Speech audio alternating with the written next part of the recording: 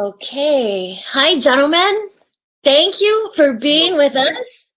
I want to say thank you to everybody who's attending, who's with us today. And I want to thank Clay and Lily and all of the volunteers who have made this virtual book fest possible. I'm very, very, very excited to have the honor of presenting two incredible poets and to hear them read from their most recent collections. We will hear from the speakers. They will read some of their poems, and then we will open up to ask questions and have a dialogue. To attendees, if you have questions, if you would like to put them in the Q&A section of our chat, they will get delivered to me, and I will deliver the questions to our speakers. Thank you all again for attending. I am going to introduce our readers now. We have first Eduardo Corral, who is the son of Mexican immigrants. He's the author of Guillotine, published by Grey Wolf Press, and Slow Lightning, which won the 2011 Yale Series of Younger Poets competition. He's a recipient of a Whiting Writers Award, a National Endowment for the Arts Fellowship, and a Hodder Fellowship from Princeton University. He teaches in the MFA program at North Carolina State University. And Eduardo, before we move on, I just want to say this book was so incredible, and there's something you do with these images that I felt like I didn't want it to end. It's gorgeous. I can't wait to talk about it. Thank you. And then we have Jose Antonio Rodriguez, whose most recent books are This American Autopsy and the memoir House Built on Ashes, which was a finalist for the PEN America Los Angeles Award. His poetry has appeared in The New Yorker, The New York Times Magazine, The Nation, and elsewhere. He holds a PhD from Binghamton University and teaches creative writing at the University of Texas, Rio Grande Valley. And again, Jose, this book did something to the narratives that are going on in this book. It made me feel like my thinking was stretched, and I appreciated that so much. So again, I can't wait to talk about these books. So why don't we start? Eduardo, would you like to start first, and then Jose, when we can go back and forth, and while we're gathering questions to have a dialogue. Yes. Okay, I'm going to get off screen, and Eduardo, it's all you. Thank you, Lorianne. It's a pleasure to be here with you and with Jose Antonio, and thank you to everybody involved with the San Antonio Book Festival. I'm going to read from Guillotine, my second book, which came out in August. The heart of the second book is a long sequence called Testament Scratched into Water Station Barrel. These barrels are actual things in the southern Arizona terrain, put there by immigrant rights organizations as in a source of water for these migrants as they're moving through the desert. When I first saw these photographs of these water station barrels, I imagined them as spaces where these migrants can scratch their narratives, their curses, their jokes, their thoughts onto the blue plastic of the barrel. One thing I intentionally did with the sequence, that I did not root the sequence in the narrowness of the American imagination. None of my work is rooted in the narrowness of the American imagination. There's no reason, the migrants never justify why they're moving from point A to point B, right? There's no context of why they're here, right? They're in movement and they're thinking. That suffices as interest for me as a writer, right? And this first voice is a queer young man thinking of his father as he circles one of the water station barrels. This poem brings in language from American commercials and jingles, you'll see. Apa, dying is boring. To pass las horas, I carve our last name all over my body. I try to recall the taste of Pablo's sweat. Whiskey, no, wet dirt, D. I stuff English into my mouth, spit out chingaderas. Have it your way, home of the Whopper, run for the border. Aguas, the mirror betrayed us, erased your face from my face, gave me mother's smile, narrow nariz. Once I wore her necklace, the gold slick, obscene. God, I was beautiful. Cada noche I sleep with dead men. The coyote was the third to die. Your money is still in his wallet. Quien engaña no gana. Apá, there's a foto in my bolsillo of a skeleton shrouded in black flames. Nuestra Señora de la Santa Muerte, patron saint of smugglers, pickpockets, and jotos. La Flaca, Señora Negra, La Huesuda, Aguas, and animals prowling the station. It shimmers with hunger, it shimmers with thirst. To keep it away, I hurl my memories at it. Your laughter is now snagged on its fangs. Your pain now breathes inside its lungs. Taste the feeling. Siempre Coca-Cola, America's real choice. I gathered and smashed bottles. Follow the glass snaking from the barrel to a mesquite to find my body. Lips blue, skin thick with scabs. Apá, kneel in the shade, peel the scabs, touch our last name, Solis. As a poet, I'm deeply interested in writing deeply human texts. Lyrics that make visible the full spectrum of human experience and human thinking and human activity. Nobody's mother is just a saint. Nobody's father is just a sinner, right? The full spectrum. We all have our good days, our bad days, in between days. And I wanted all these speakers to, occupy all those, simultaneously, all that spectrum. In this voice, a young mother is thinking about her mother as she moves to the desert of southern Arizona, thinking of the not so good things she carries from Mexico inside of her to a new home. In the desert, the moon shivers. Tonight, to stay awake, I'll cut my feet with glass. Outside Oaxaca, in the clinic, my mother said, I hate your Indian face. In the dream, I'm running, my limbs skeletal and scabbed. After my mother's death, I found in a box her wedding dress. I lifted the lid, a stench corkscrewed into my nostrils. The lace had curdled like milk. During the day, I gather tinder, paper, shed snakeskin. When the last light above the mountains knots into stars, I crouch under mesquite, make a fire. Sometimes the moon stops shivering. Sometimes I tally what I owe. In the dream, I'm running through a hallway, the floor uneven, the walls green. Last month, as my son blew out the candles on his cake, I noticed, for the first time, the hideous shape of his nose. Tonight, I'll pinch my thighs to stay awake.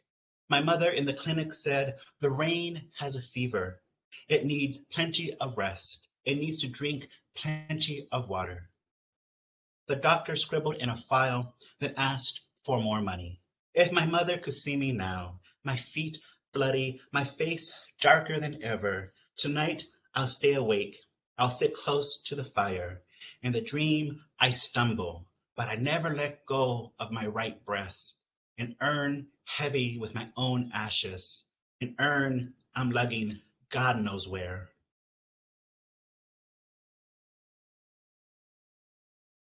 Another thing I want to do with the sequence is to put in as much beautiful, unexpected lyrical language into the mouths of these migrants, because that's a lot of the language I know from my family, right? Around the kitchen table, in the backyard, in the car, to the stores, to do el mandado, right? All the beautiful things and surprising things that came out of my family's bodies. I wanted to make visible in the sequence too. This is a man, a father thinking of his children and his wife.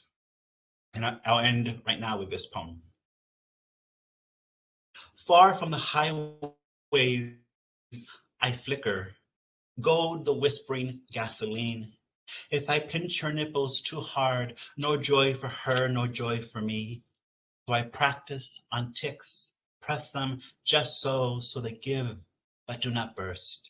Beneath my boots, thistle and puncture vine, a wild horse asleep on all fours, its shadow still grazing, my lips black meat, my tongue black meat. In my backpack, sardine tins, saltines, and a few cough drops.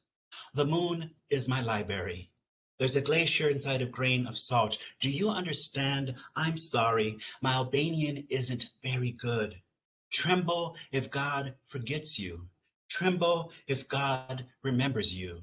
Out of clay, I shape sparrows. I glaze their bills and claws. I give them names like gossamer, inglenook, lagoon. She bathed a trumpet in milk, her tenderness acoustic and plural, her pupils perched in all that green. There's nudity around the corner, bones cracked and iridescent. Sometimes it rains so hard, even the moon puts on a raincoat. Zinc raz, zinc jazz. I notch my arms, I notch my thighs. 5, 6 days I score my skin, but not the back of my knees. 2 ovals, 2 portraits. My son at 10, his eyes ablaze. My son at 1, his eyes shut. Once I dressed them in burlap. Once bicycles and marbles. Once I tore rain out of a parable to strike down his thirst. Gracias.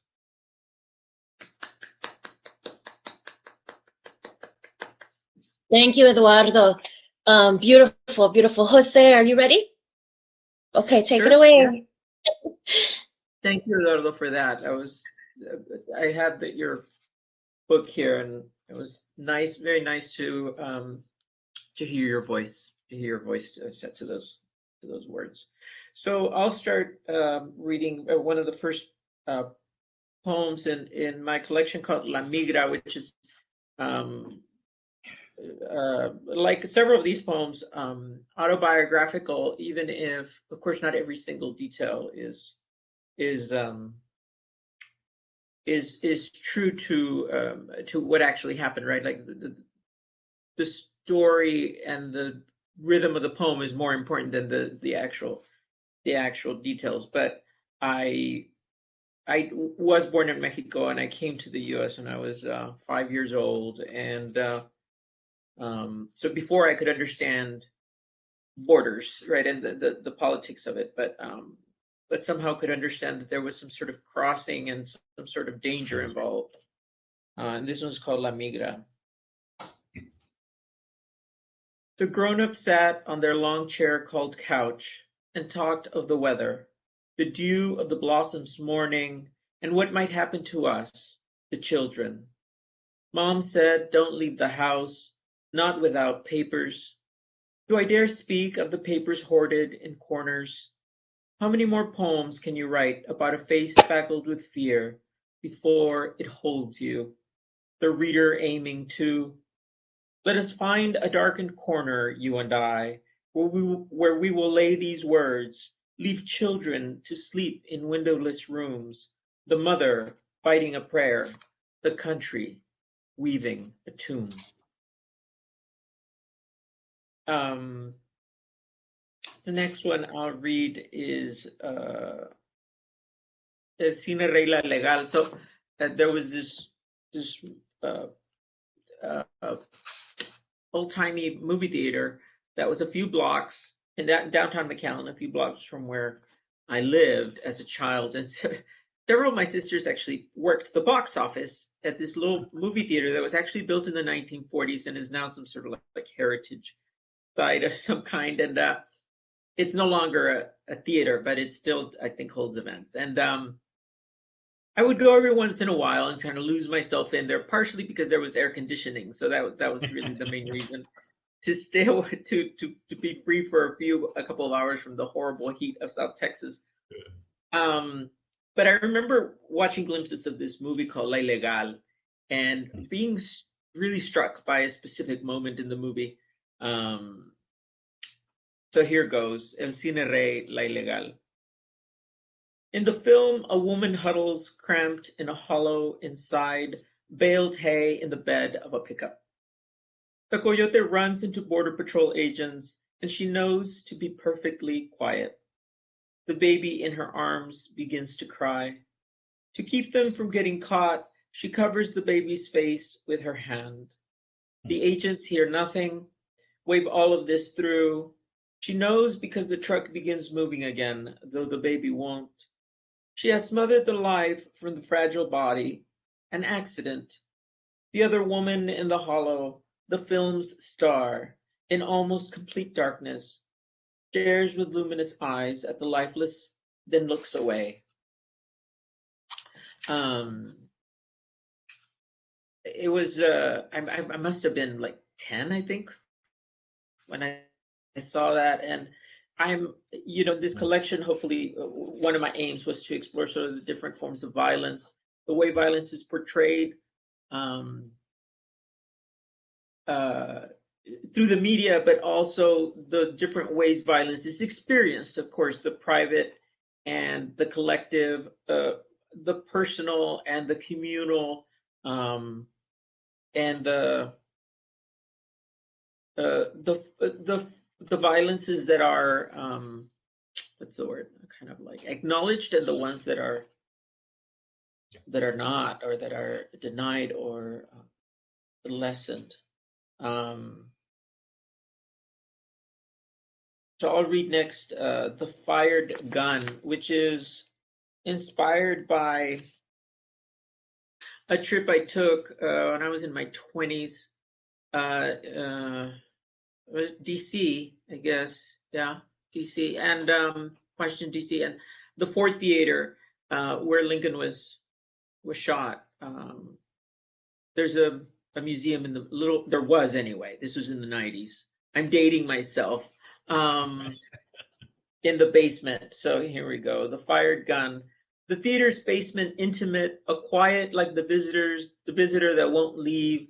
Tastefully hued museum smooth walls, installations busy with track lights, where the fossilized documents with scribbles, frail and dated newspaper clippings, map of the town around the theater, the dotted line, tracing the actor's escape, the fired gun, a perfect product of metal molds, and the pillow, blood-stained, to traces of rust. Death is the patriot's carnival, and here the star attraction, behind the glass murmur of Lincoln's last breath. And I'll stop right there.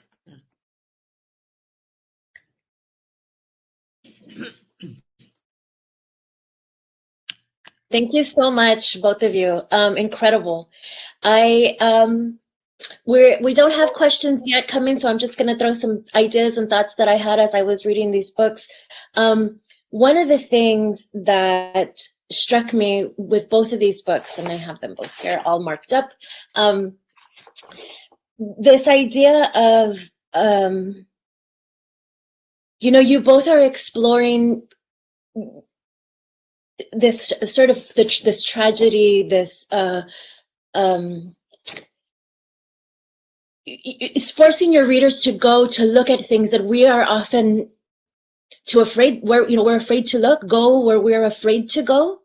And I think that what you both have in common in these books is, you're offering various speakers, right? But not just the bodies of these various speakers, but your own as a bridge, right? And so I think what that does for me is, as I'm reading these books, is I'm on the bridge going to these places where it's not normal, where doesn't feel comfortable to go.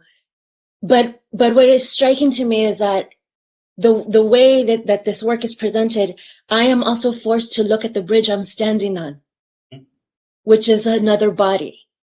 So can y'all talk a little bit about this? I'm fascinated by this idea of the body as a bridge to these places where we're afraid to go.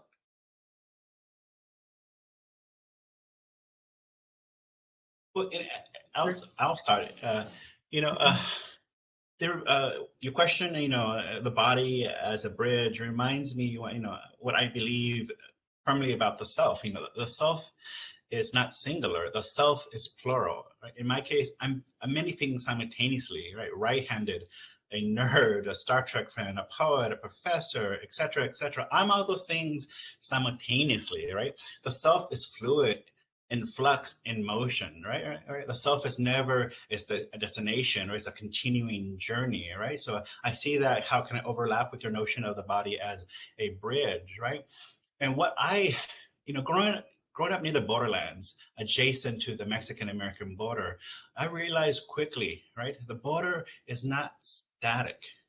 Right? The border is not static. The border doesn't just divide this part of the world and that part of the world, right? It's not didactic either, right? The border is like a body, a human being, like language itself, right? It casts many shadows. It's a nexus of influences, all right, of histories, of personal victories and historical tragedies, right? The border as nexus, where so many things intersect and veer off, right, reminds me of the self, especially of the mind, right? How the mind, the thoughts cascade inside of us. If that kind of makes sense, right? So thinking of the border not only as a bridge, right, but as a nexus where many things intersect, right? I grew up with both Madonna and Juan Gabriel, right? It's so many things at once. This richness of possibility, right? Which I think infuses my lyrics at the end of the day, right? I see my lyrics as nexus too, right? Nexus points, visible nexus, all these intersections and influences being made possible. And that's there, that aesthetic approach is there because that's how I see the border, as a nexus. And that's lovely. Thank you, Eduardo. That's, I mean, it certainly resonates a lot with me and my experience of the border as well. For me, in this collection, I think what I do more than I have in the previous ones is to spend a little bit more time with the actual physical body. My life and my way of navigating life on the border was in a lot of ways to kind of retreat from it. I retreat from it through academics and through the life of the mind. And it was a form of survival. And a lot of my adult life has been spent returning to the body, returning to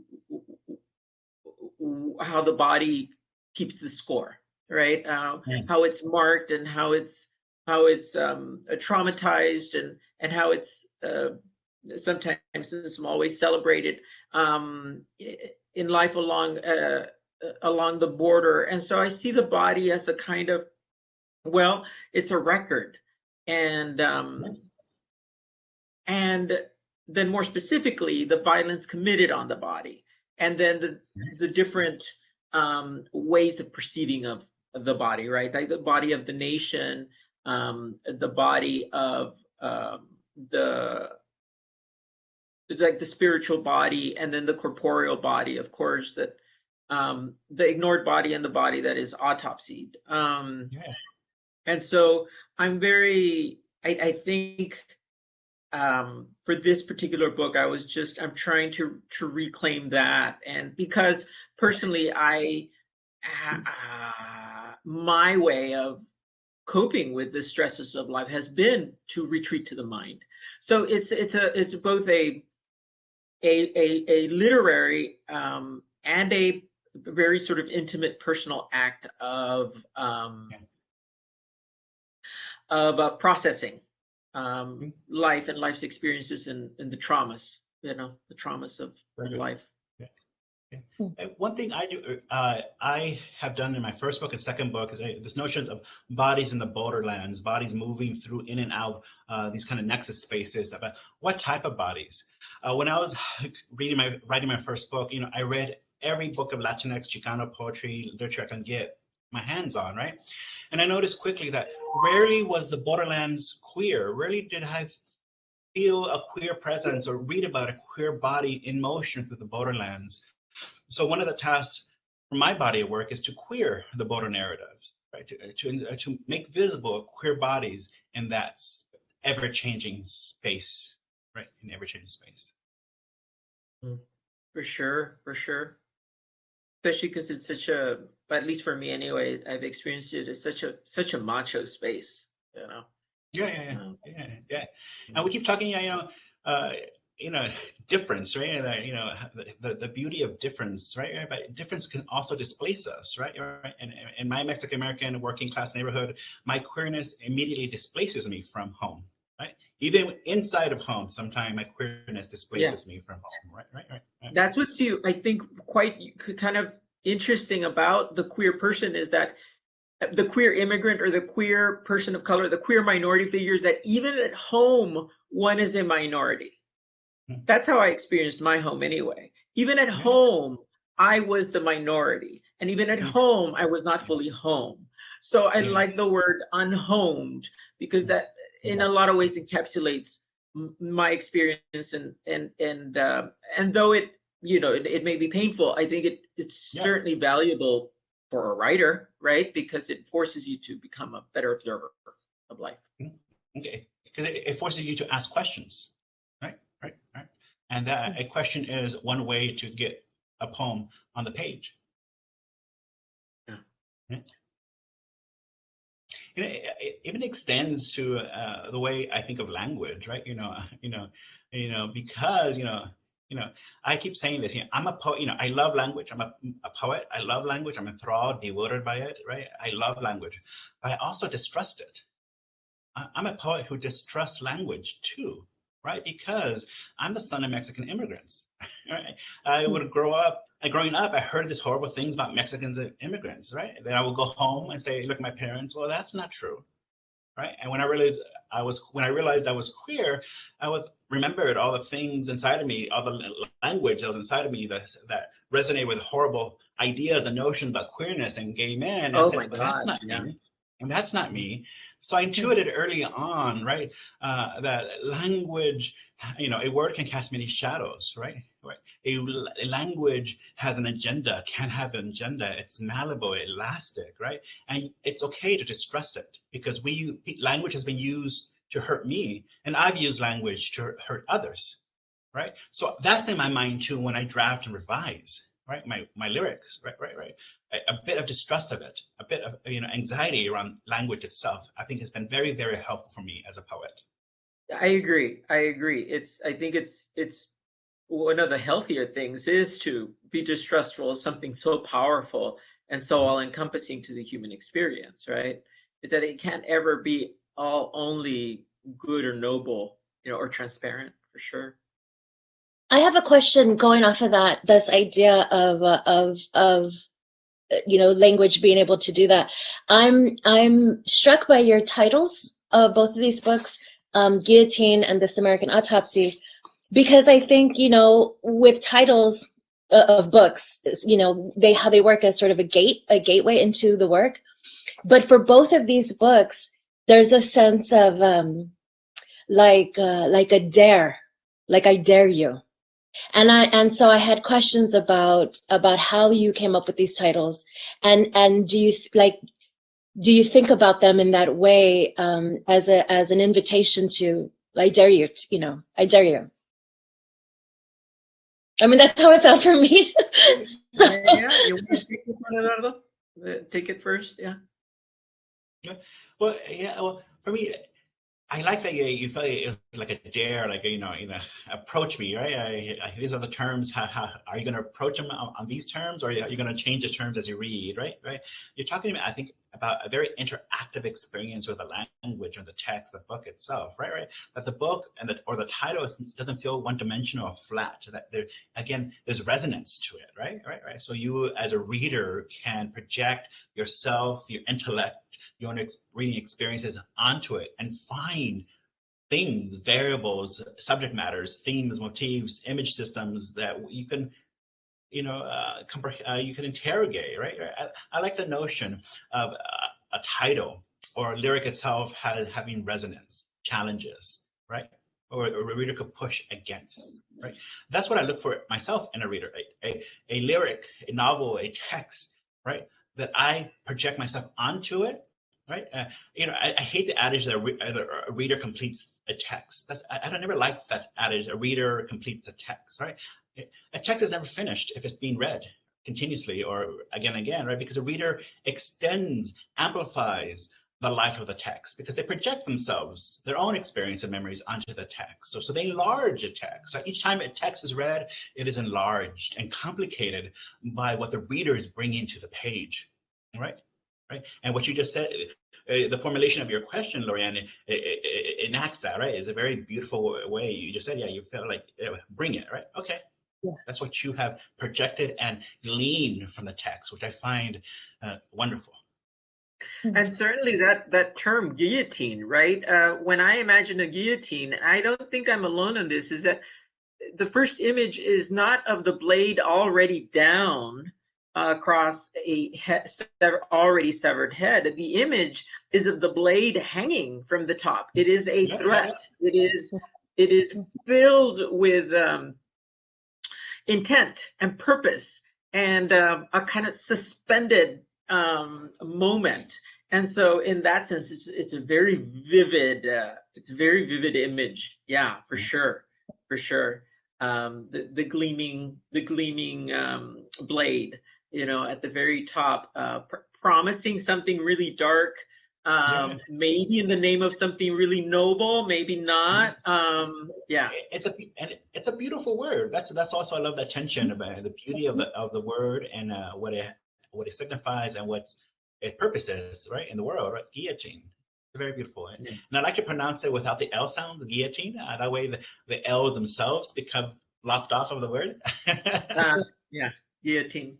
Yeah. I think it's incredible too, like where the, reading through the book where the image sort of rises and we see where the title comes from. So that image, and I hope you will read this poem, that image is the image that stuck with me weeks after reading this book. It's that I keep coming back to these scorpions. I keep coming back. So anyways, Jose, I'm sorry. Oh yeah, no. I like the term autopsy. I'm fascinated by what it is. I've when in the 90s I used to do translating work for the government, and I translated an autopsy from Spanish into English. And no. I apologize. From English into Spanish. And I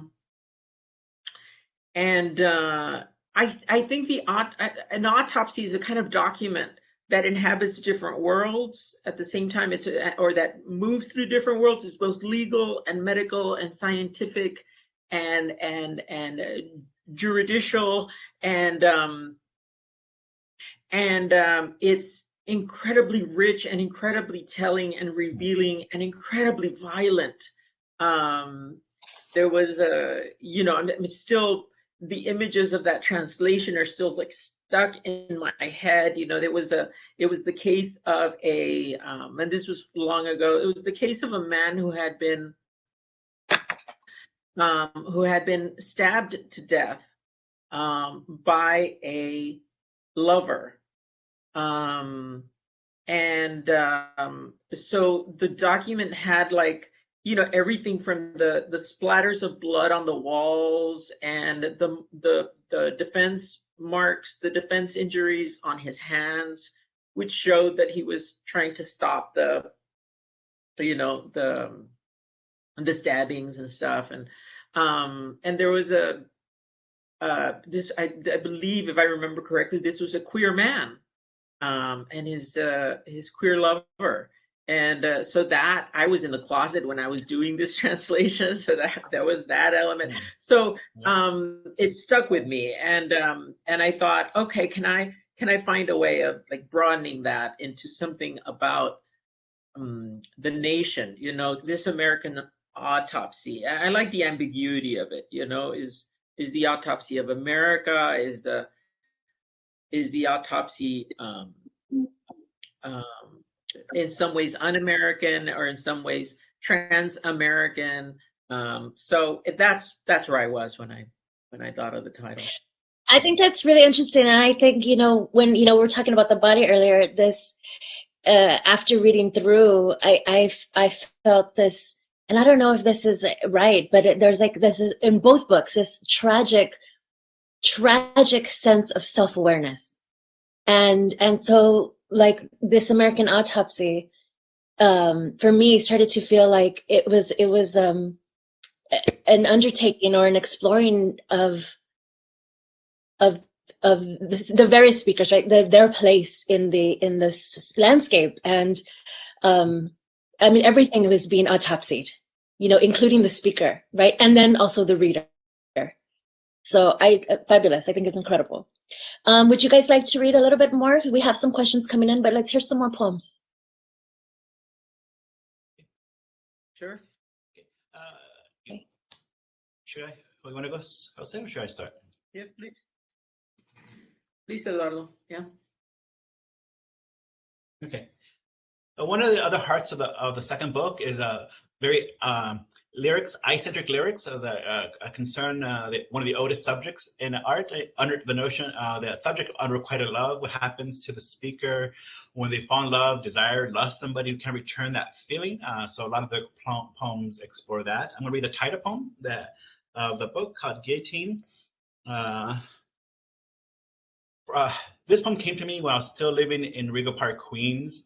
And the word guillotine just ricocheted in my mind, in my skull for a few weeks and a couple of months.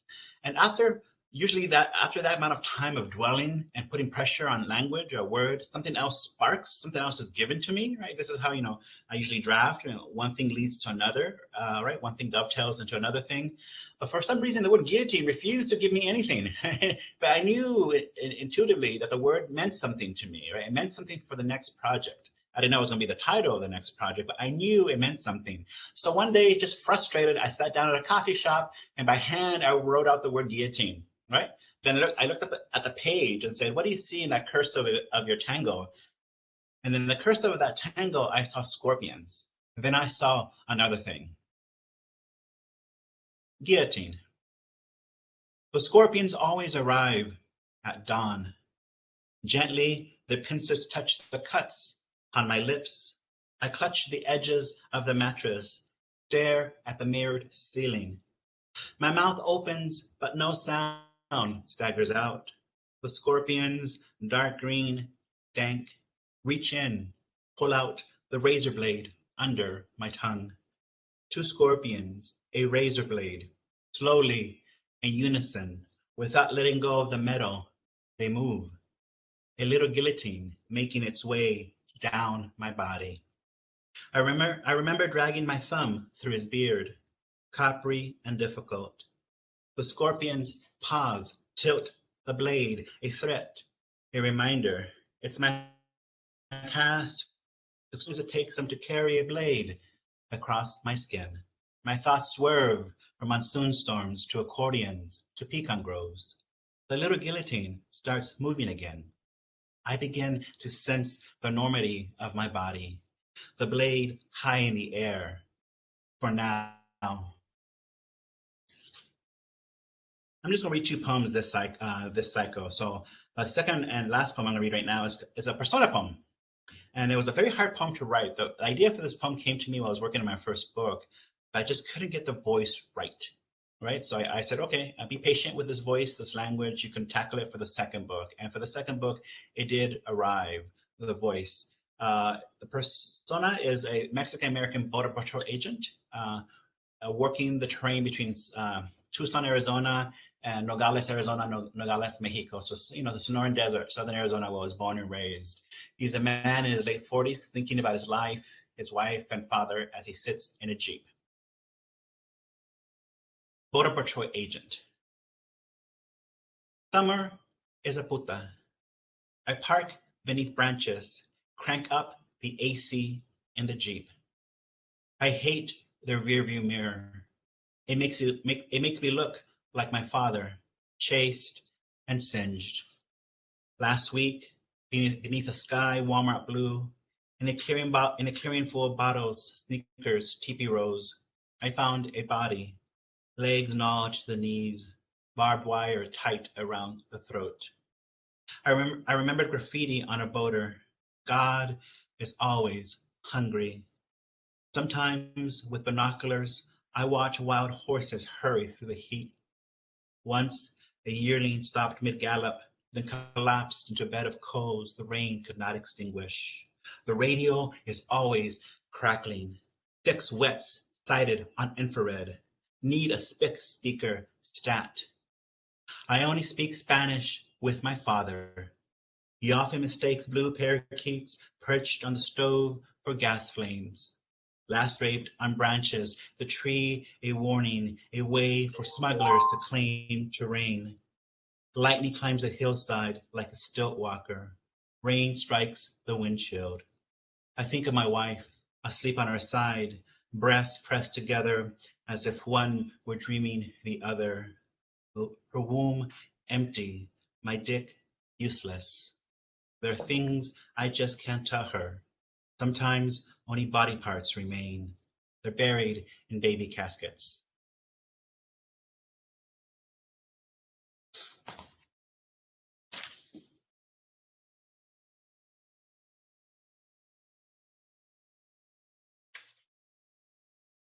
Do I go next? Yes, please. Yeah. I'm sorry. Yeah, okay. Cool. Thank you for that, Eduardo. I mean, again, lovely. I second Lorian's comments about the poem Guillotine. It's striking. Part of the reason is that I hate scorpions. I'm not alone on that. But I don't think I've ever. Maybe I've seen one in person. Maybe when I was in Arizona once or something. But I've seen them enough in movies, and that's plenty for me. So I'm going to read a little bit about. So my collection does, even though it moves on from the border geographically and thematically, it is rooted in the border. There's a series of poems that are strictly about the border and some of the drug violence and such. And so I'll read a little bit of that. It's just from the part 2, the second section of the book, Ideology. This was called Knock. And I take this from I'm reminded here of a question I read here on my screen about research, any research involved in the creation of these poems, and I thought of just keeping track of the news, right, and reading article after article, keeping notes about which articles were particularly interesting or particularly vivid, and stories from family members, stories from neighbors, my mother's neighbors, about events happening in Mexico and in other and in the U.S. Related to the violence and the issue, the drug market. So this was called Knock. According to news accounts, the drug cartels have moved into the isolated rural villages along the Mexican border into the United States. There's the knock again, always a startle, though I hear it all night, all the moments of my waking life. The sizzle of the potatoes, the resigned simmer of the beans wedged between the rustle as they settle, dumb at what the next moment might bring, with torturers eating from my table, boots, work shirts, and weathered belts guzzling coffee. I don't tremble anymore or stutter. Every next minute is a ghost I inhabit. Dios me perdone, Dios me perdone, Dios me perdone. But I'm running out of prayers. Where might my loved one be? Cariño de mis cariños, long past some other sliver of water, perhaps behind another iron wall. While my tortillas go to these strangers, with a stare like all of them is bloodshot. You never know how the love you save will spill like heat leaving a griddle when all is done, when the last of them leave to their labors, and I return to bed, the knock in my ears like the cruelest word.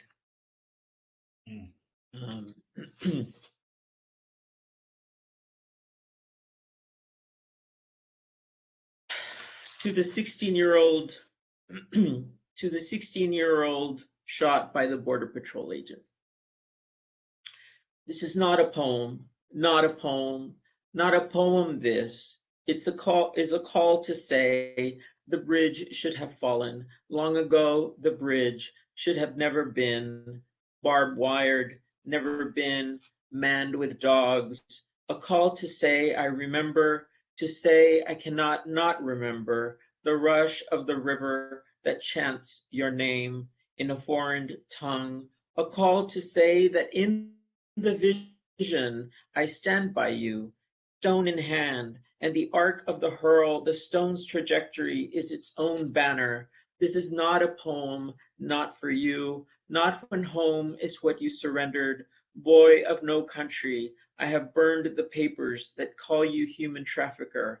I have memorized the name of the uniformed. I have found where he claims home, and every morning before work, I walk by and leave a rock at his front door. And I think I'll stop right there. Thank you, Jose. Thank you so much. We have some questions. So let's do some questions and then maybe end with, we've got about 15 or so minutes left, maybe less than that. But then maybe y'all can close with one more poem before we leave. We have a question. Lily is asking, who are some borderland writers that inspire you and that you'd like us to read more of?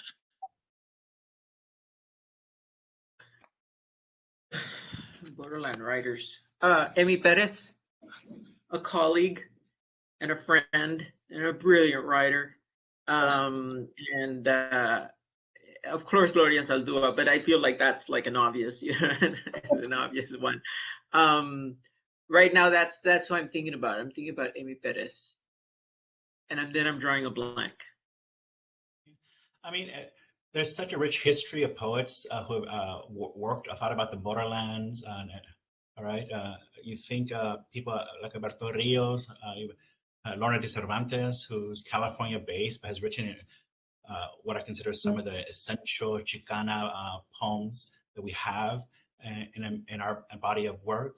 There's Rigoberta Gonzalez, who does amazing work for all kinds of writers, right? But I would encourage people to check out this anthology by Cynthia Cruz called Other Musics, New Latina Poetry from 2019 by University of Oklahoma Press, to get a snapshot. It's just a snapshot, right? Her view, her framing of what's going on in what she terms Latina poetry, right? What we might call Latinx poetry, right? It's a good beginning, right? And there are people like Sarah Borges, Leon Delgado, Vanessa Angelica Villarreal doing amazing and important, groundbreaking work. Thank you. Yeah, I agree. It's a beautiful collection. We have Thomas asking, I had a question about the narrow American mindset concerning immigration, which was brought up earlier. The speaker expressed an interest in the journey itself and on the experience of immigration rather than the narrow reasons for this voyage. Can this idea be further elaborated? Yes, I use the word American on purpose because in my testament sequence, these voices are not just Mexican, right? There's some Central American voices too, right? But these voices, but you got to be very attentive. You have to know La Bestia and the history of what happens, right? Often, we know this, right? When Central Americans move through Mexico, the process for them moving through Mexico is atrocious, often way more horrible than what happens to them in our country, our nation state, right? So I wanted some visibility of that in the sequence, right? That's what I'm talking about, rejecting the narrowness of the American imagination. I'm also rejecting the way Mexicans treat Central American migrants as they move through the country, right? That's why the narrowness of it, right? Yes, that could be expanded. Yes, right? As a critique of us too, right? The Mexican Chicanos, Mexico itself. Thank you, Eduardo. Lisha is asking, what would you recommend to increase the knowledge and promotion of women Latinx poets? Well, I think Eduardo already mentioned, right, that great anthology, Other Music, which is what was sorely needed and is I think a really, really important anthology. Um, Yeah. And also, I would yeah, like to so say, increase the knowledge and promotion of women Latinx poets. Maybe I'm like thinking of how would we like increase that, right? Maybe more contests, more readings exclusively for women, of women writers or women identifying writers. I'm sorry, Eduardo, I interrupted you.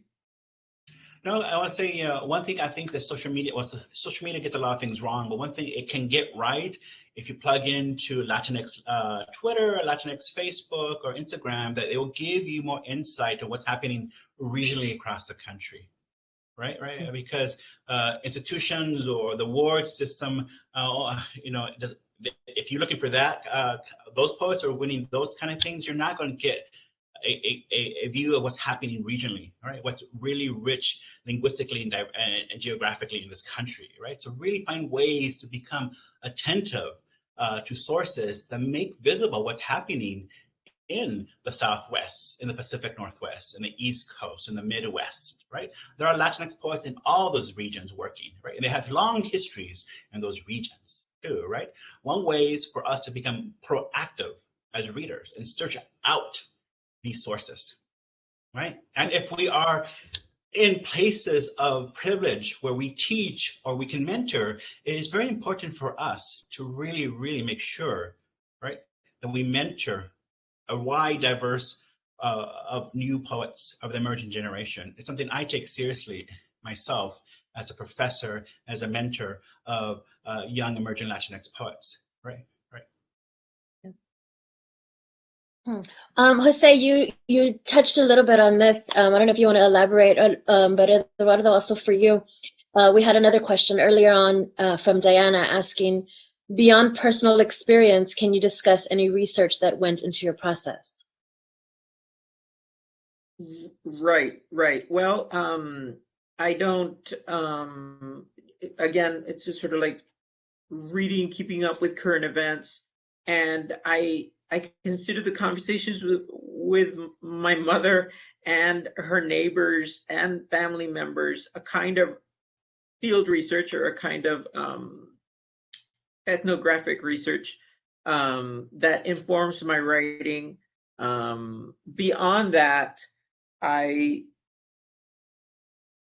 don't for this book I did not do, like, beyond that I did not do kind of like a kind of formal research of reading like books or articles. Well, no, actually I did read a few books. What was that one by, it's a classic, it's one by Alfredo Corchado, Midnight in Mexico. It was really, really beautiful. But yeah, that's as far as it went for this collection. Mainly a kind of ethnographic research. I'm not really a research-based. Oh, sorry, Jose. I mean, I'm not myself a research-based poet, but I read widely and deeply, continuously, and reading is sort of research, right? When something, a factoid or a historical moment or something said by another writer or a poet catches my attention, it goes to a notebook. I attribute it. I make sure where it came from so I don't get in trouble down the road, right? So that's the way I kind of research. By piecemeal, bit by bit, I pull together interesting facts and dates and language, and I weave them into my poetry, all right, and my lyrics. Right, from the second book, again, Nahuatl riddles and metaphors, right? Facts and the history of drop houses in southern Arizona, right? That kind of research came to me, text by text, essay by essay. Mm. That's great. We have about 5 minutes left. So if y'all want to read one or two more poems. Jose, I want to ask you, Eduardo, thank you. You read the poem that I wanted you to read. But Jose, I wanted to ask if you would read Albright Knox Museum Gift Shop, if you don't mind. Oh, sure. Yeah. Thank you. No, I'd be happy to. All right, so here we go. Albright Knox Museum Gift Shop. Night chills the world into silence and the city churns. I'm carrying the day's chores in the front door when I see you scrounging through my garbage. Hear you say, looking for paints. I wonder how it came to be that you stand there. Come sit on the porch, I say, and you oblige. You know, Sunflowers now hangs in London's National Art Gallery, and your self-portrait hangs in New York City's Met, I offer. That's not why I did it, you say, sounding like my late grandfather. I read about you in grade school, I say, saw Starry Night in the textbook and even muted on the page, all of it dwarfed on my lap. I knew then the dance of beauty and despair, the way one can redeem the other. You turn to me, your hands on your knees, and stare. I tell you about the Albright Knox Museum in Buffalo, how it doesn't hang any of your paintings, but in the gift shop's kids section, dolls of famous painters nest in wicker baskets.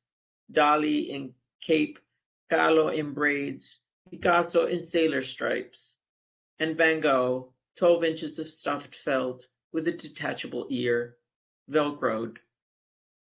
So children may play with the cut and cleave of you. Look at the light, you say. See it descend on the asphalt, how it scintillates, how it wants to love you. They all ended there. Yeah. Thank you. I'll just read one poem to end too. This poem, the title names and as an homage to a poet who's very important to my development. His work made my work possible. I firmly believe in paying homage and making visible my debt and gratitude to those poets, especially Chicano, Latinx poets who came before me. So this poet's to Francisco X. Alacron. You made tomatoes laugh and warned me some words die in cages. I met you first in the desert. You burned sage, greeted each of the 4 directions with plumed syllables. The ritual embarrassed me. Your stout body, your mysterious smile did not. You were familial. The first poem I wrote that sounded like me echoed your work. Copal, popote, tocayo, cacahuate. You taught me Spanish is a colonial tongue. Some Mesoamerican elders believed there's a 5th direction, not the sky or the ground, but the person right next to you. I'm turning to face you, maestro. I am greeting you, Tawi. Thank you so much. Thank you so much. Brilliant, brilliant work. If you haven't gotten these books already, please do. Thank you again, gentlemen, for making the time to be with us in my city, even though you're not in my city. And thank you, everyone who attended. Thank you, Lorianne. Thank you so much, Lorianne. Thank you. What a pleasure to be in Absolutely. conversation with you. Likewise, likewise. Thank you.